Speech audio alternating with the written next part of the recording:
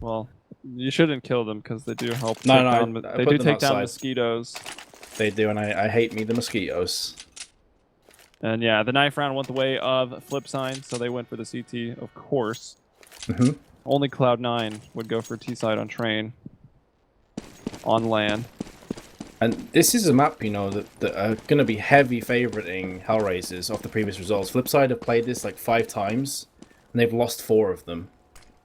So 5 versus 20 times that HellRaisers have played, and they've won 11 out of their 20. So I think HellRaisers are in good shape here. But again, who knows with FlipSide? Maybe Davcost is going to fill in. That was with Simple. With Davcost, maybe something special is going to happen. Probably another 11-4 half for FlipSide, which they will either barely hold on to or not quite hold on to. Made that joke in your absence, so I throw it back in one more time.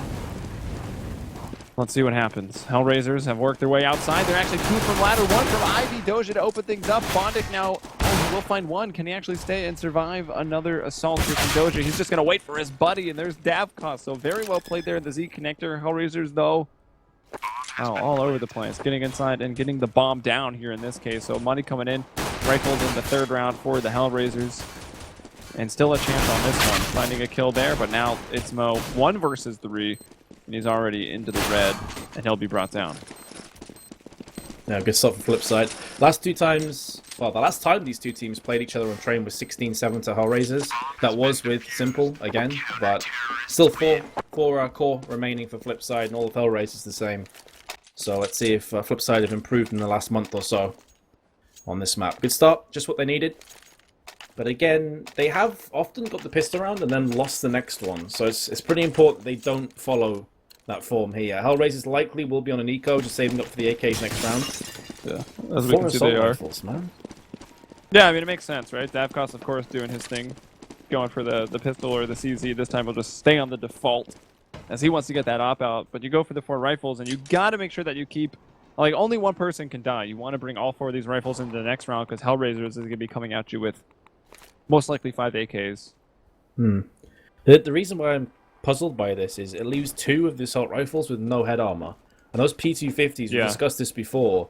If you connect a couple headshots, man, suddenly 2 players are dead from FlipSide. 2 M4s could move and trade hands in the T hands. Like, things get really, really sketchy fast. So I'd almost prefer the SMGs and then play more of an aggressive defense. You know, playing the close angles. Here comes the force, though, onto the site from HellRaisers. And it's going to be World Edit and Davcost both chiming in. Nice double kill for Davcost. I think a grenade was thrown in and just absolutely destroyed. Must have been his grenade as well. No assist on that one. Indeed. So, only losing 1 player. That's fine. Perfect. And it was Davcost, right? So he didn't even have a weapon anyway.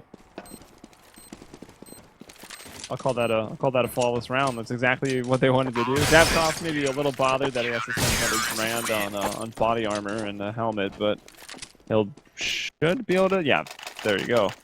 About 7k there. So op armor and full nades coming out for him.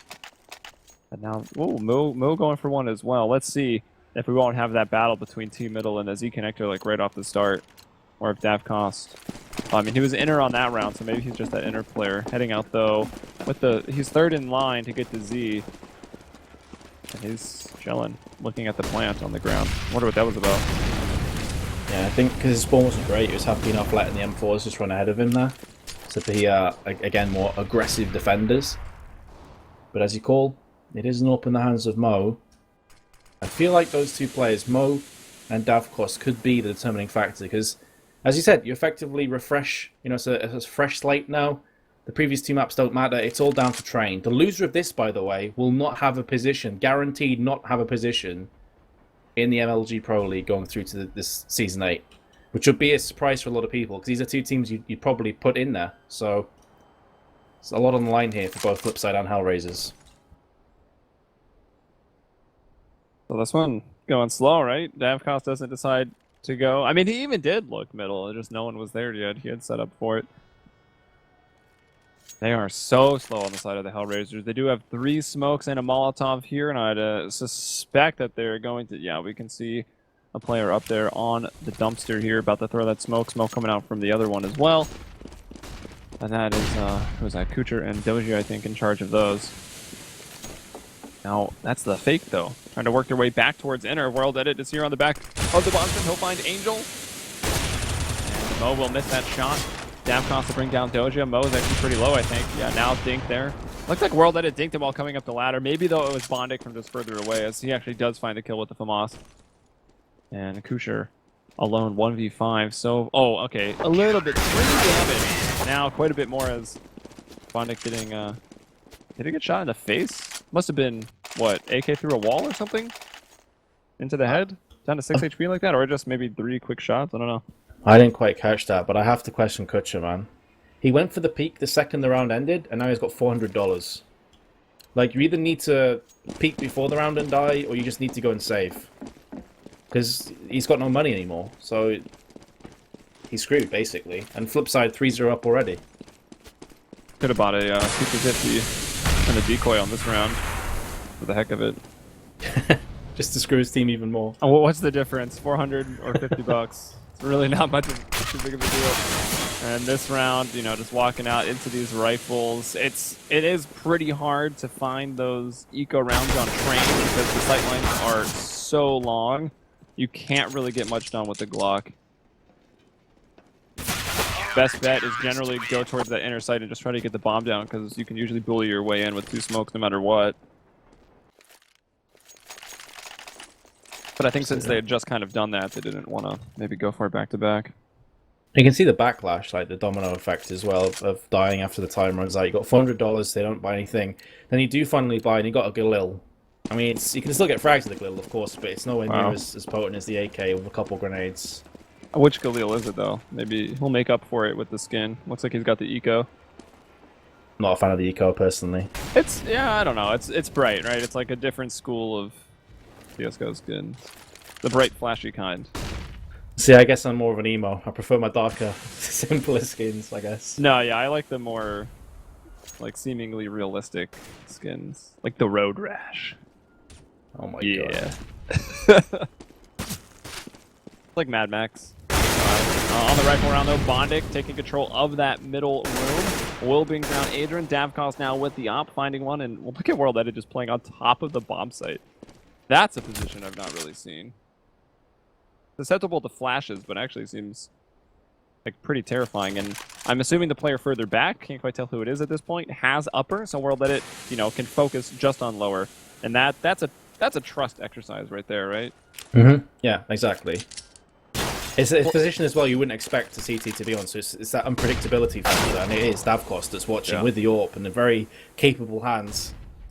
So, I mean, FlipSid already romping towards a 5-0 lead.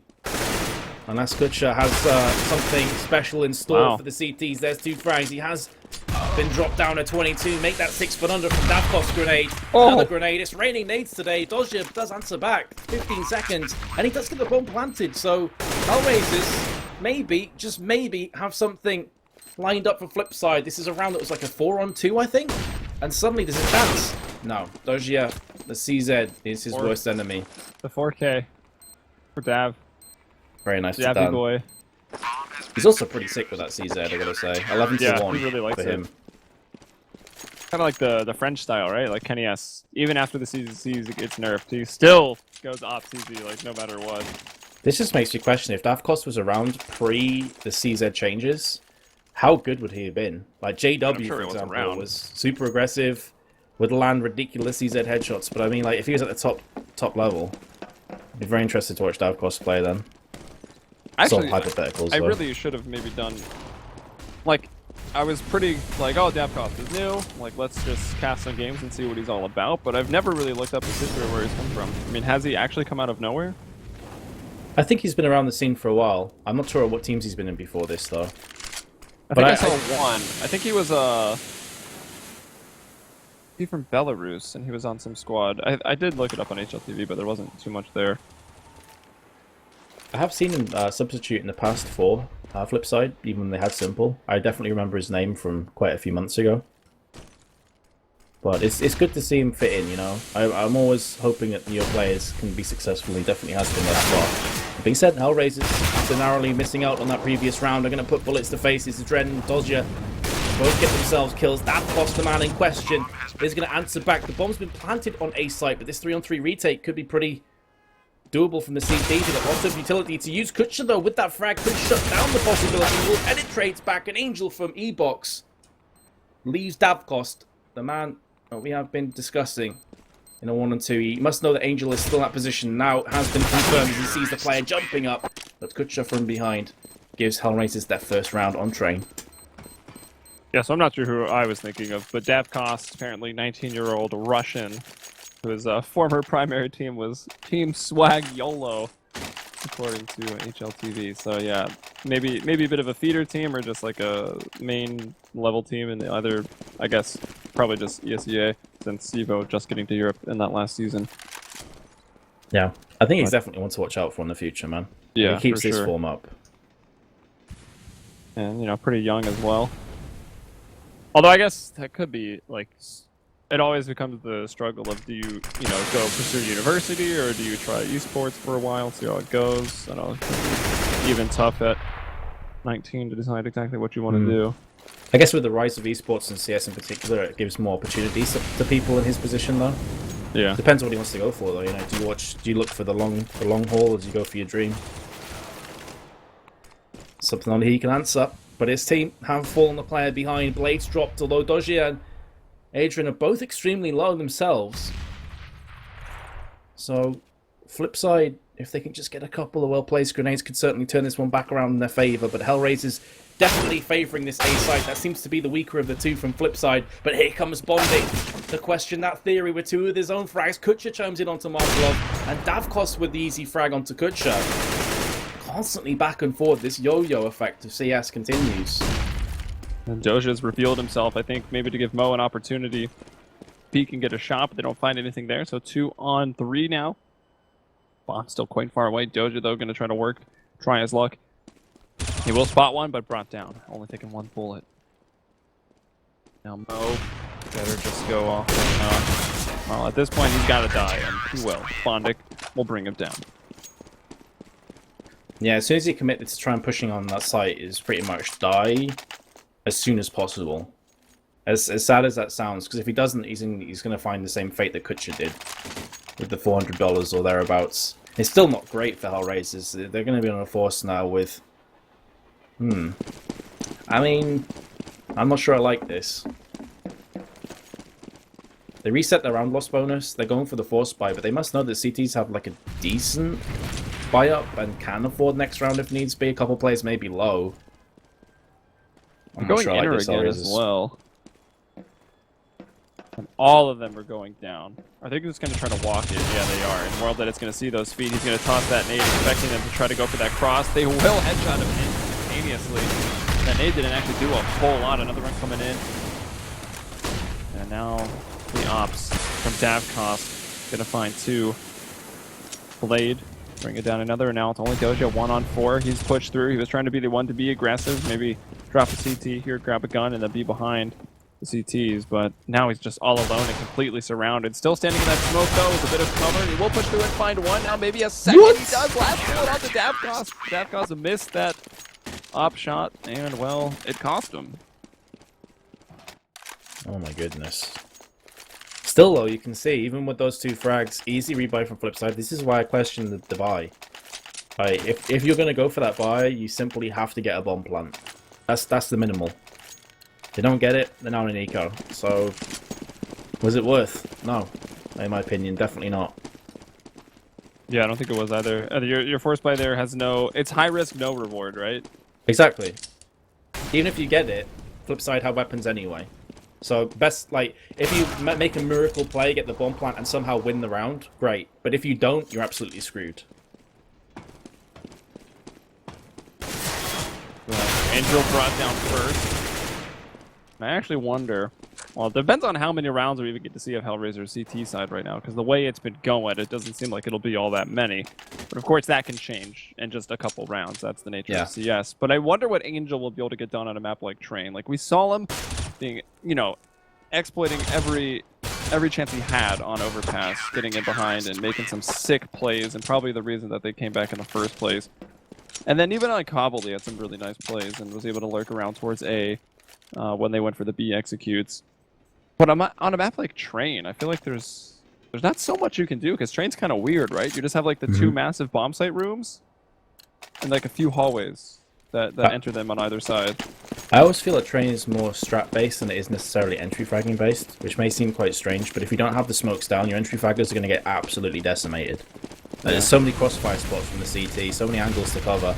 And right now, I mean, the answer is Angel's not able to do anything. He's 1 for 8, and so Mo's on 1 for 9. These are two players you'd expect to be carrying HellRaisers forward. Neither of them are really performing so far. And Bondic is going to get himself a triple. Bomb's been planted, though. And HellRaisers are going to get taken down 9-1. A map that I felt, statistically speaking, heavily favoured HellRaisers to start here has just been all FlipSid. It really has. Let's see if HellRaisers... I mean, they've proven that 4 is enough, right? And on a map like Train, that probably is still the score line. You know, 10-5, I'd say, is probably pretty fair for Train in the CT favor at the high level. I think if you actually break down the stats overall, I think it goes to a 9-6, but even still, one of the more CT-sided maps that remain in the pool, kind of Train and Inferno taking the crown there. I personally am not so sure about Mirage being that CT-sided these days. I think it's more even than people let on, to be honest. I agree with what you said. I think Inferno and Train are like the two quintessential CT-favoured maps right now in play. Overpass, I guess, to an extent, but you're still expecting to get quite a few rounds on the T side. But here we go again. It's Bondic who has been the man, the machine, with 17 for 4. Is just tapping players left, right, and centre. This guy is ridiculous. He's had a bit of a quiet game. You know, he's been overshadowed a bit from Davcost in some of these maps, but 18 for 5, you can't argue with that after 11 rounds. Yeah, which is... I mean, Bondic really showed up when we started first casting FlipSid again as they got into the bracket stage here. What was their first few matches? Let me find it. Yeah, the FlipSid versus HellRaisers, the very first round of 8 matches. Like, Bondic went absolutely insane there.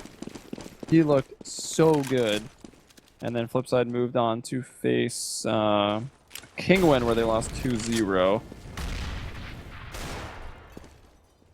Not sure. I'm actually checking. My memory doesn't serve me well, so I'll have to cheat. How did Bondic do in those? I mean, he was still, yeah, he went 20 for 20. Now I'm starting to remember one of those maps. And he went 23 and 21, you know, while losing, right? So he's just been on point. He was a little slow to show up today, but here he is on this map. And that's when it counts, right? Yeah. On FlipSid also voicing how much more comfortable they feel after Simple left. Because there's an air of, you know, uncomfortable nature, I think, is safe to say, on the team. So the fact that he's gone and Davcost has settled in as well, I think everyone's going to be happier. As a result of that, you can see players starting to perform and FlipSid starting to rise up as well. You know, I think these... How is Blade actually 2-6? That's just because that's pretty funny. His teammates, honestly, yeah, there's only so many people to kill. He's got 7 assists, so he's been doing the work. But you know, it's Davcost and Bondic really. I mean, Will Leddit's on 12 for 2 as well. That is pretty funny. If this goes quick, Blade might actually not find double digits in this game. In terms of his personal kills. Not that it matters, but it is kind of funny to point out. Kutcher picking up the AWP from the corpse of Mo, who got picked off first there in this round. Oh, with a second beautiful shot onto Bondic. So that's Will made to silence a player going crazy, shooting through the smoke, but Davcost answers back in kind. It's one of the closer rounds that HellRaisers had an opportunity to really exploit so far, and they need to convert this. The 11-4 is still on the table if they want to take it. Dodger and Angel both chime in with frags, and that leaves just Davcost remaining. I say just Davcost. Oh, nice. He's on 20 for 3 with 50 seconds to play with and an AWP. He's got everything he could ask for. Perfectly. Yeah. Oh, Dodger, nice shot. I mean, there's no reason that a player is running at you with a knife trying to get to the Z connector if it was actually an inner take. Exactly. That gives so much information across to Davcost, yeah. I completely agree. Unfortunately, though, he's still on 1v2, so there's only so much you can do there. Here it comes. Little late half momentum from HellRaisers. Get back into that 11-4 scoreline for the 5th time in a row. It would be a carbon copy of the first map as well, right? It would be 11-4 to HellRaisers on CT side, moving across to the CT. So there you go. Maybe it's doable. And it's look at that. To get 4 though. Mo starting things off. World, that's in a pretty good position. Spam going down in case, as you can sit on that ledge, in case World Edit was there. Now he's just going to move up thinking, alright, they've spammed it, they think it's clear, they've maybe pulled out a nade, and I don't know if the nade was there, but World Edit, you know, making the right play there, I think. A bit aggressive, but it works out. 4-on-4. And, you know, they were man down, so they want to get aggressive. He even finds a second. And now he's got a smoke coming down, Molotov to go. That's going to separate Mo from the rest of his team or force him to jump through it. Oh, okay. Kucher will just take the ladder. Forgot about those. But he takes the ladder right into the crosshair of Bondic, who brings him down. 4-on-2 right now. World Edit working his way around the other side of the train, and he's got a 3K. Hit it be a 4 it is. 4K for World Edit. And no 11-4 score line on this map. Yeah, a bit of a depressing position to be in there from HellRaisers. A 4-on-2, no smokes, no flashes, and you're both stuck on site. There's so many angles to cover.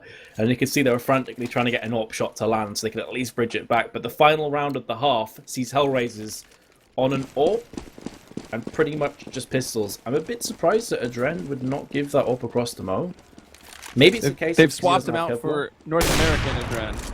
Yeah. Here's the offer. I mean, maybe it's because having the Kevlar on a Tech 9 allows you to be more aggressive, you know, without the aim punch. But still, I feel you should be giving the AWP to your best AWP player. And that's what happens if you don't. Rip and pepperoni, 14. Well, Davkos the best opera for his squad, which is even crazy that we're saying with Marklov and World Edit on the team. You finds a frag, but Mo to strike back. So 4-on-4, but you're still, okay, Mo's got the op, but you still have the 3 deagles.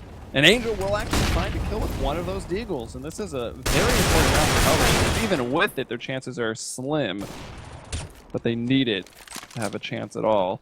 And now Doja, faced on the 1-on-3, he's got the bomb, he's got a deagle, he's got a dream, and it will be stopped by World Edit. What was that, a 4K for him, and then right into another 3K? I believe so, yeah. Just tapping us on the shoulder and saying, look, you've been talking a lot about Davkos and Bondic. I'm still here, you know, boys. Yeah. 19-3 with 5 assists. I've been pulling my weight. This is the nature of FlipSid. This is a reason why I think we could see them move towards the top of the standings. And that's quite a bold claim. 3 kills. Just rocking out the bottom. He's a team anchor. Without him, the ship sinks, right? That's not how an anchor works, but let's just go with it. That's not quite how it works, yeah. It drifts into the rocks there. There you go. You've got your nautical metaphor. You've salvaged it. There's another one for you.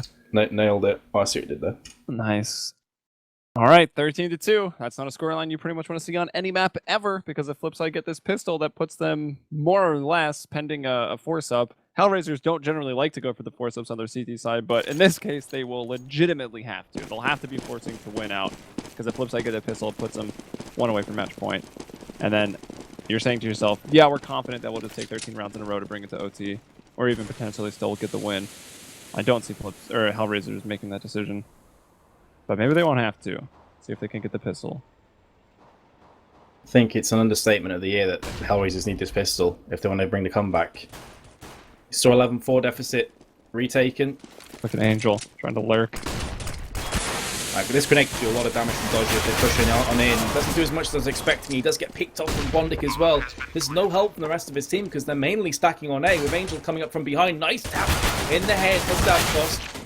He's a player that HellRaisers desperately need to step up to the plate. 7 for 15 is not good enough right now. And they are losing yet more players. Oh. And there we go. I think that is the sound of the life support machine going dead. Maybe HellRaisers will be following suit. So, I mean, we could have a Pro League without HellRaisers in it, which for me would be very, very surprising. Yeah, indeed. I mean, either or. As we've been saying throughout, it's surprising. It's just the way the cookie crumbles here. Seems like EFrag, kind of surprising and also pretty deserving of the spot, right? Oh, definitely, yeah. They got through to the upper bracket final for a reason, right? Yeah, they've been that good.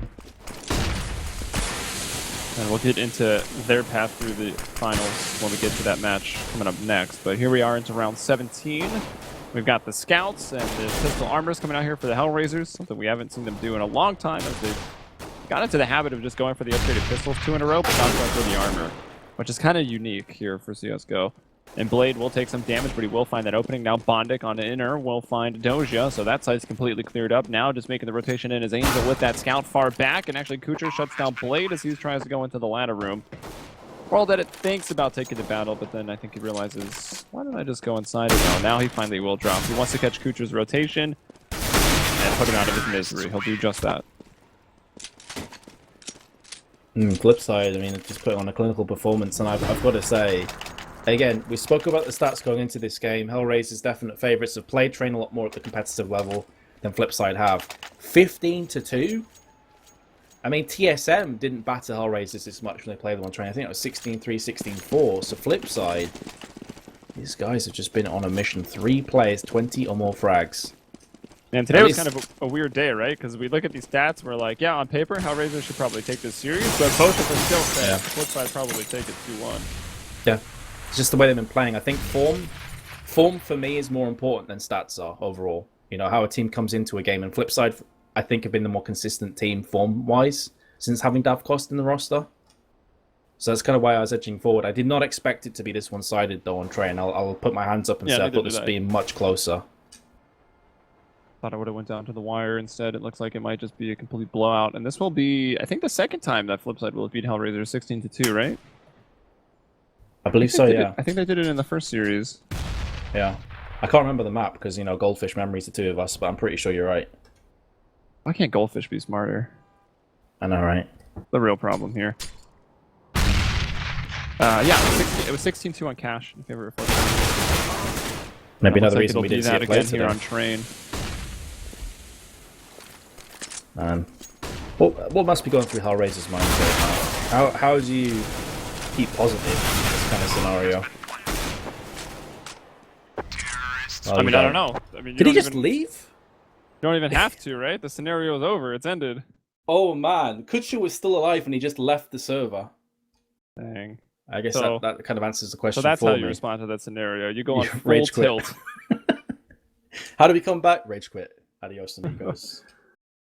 He's like, team, I swear to God, if you type GG in chat while I'm still alive, I'm leaving. They tested him, and he left. So he's a man of his word, what can I say? Yeah, I can't get mad at him for that. The flip side of moving on, and they will now... I mean, while they've won and they're still in it, they're not in the Pro League yet, right? They still have to go through, and they will have to face either Kingwin or eFrag, and we'll find out how that map is going to go in just a little bit, because that's coming up next year. Well, probably right away. Might have already started, but we'll go to a quick break, guys, and we'll hop into that match if it's live. If not, we'll get you started through the veto process. So stick around here, mlg.tv/playcevo. Some good CS action still to come.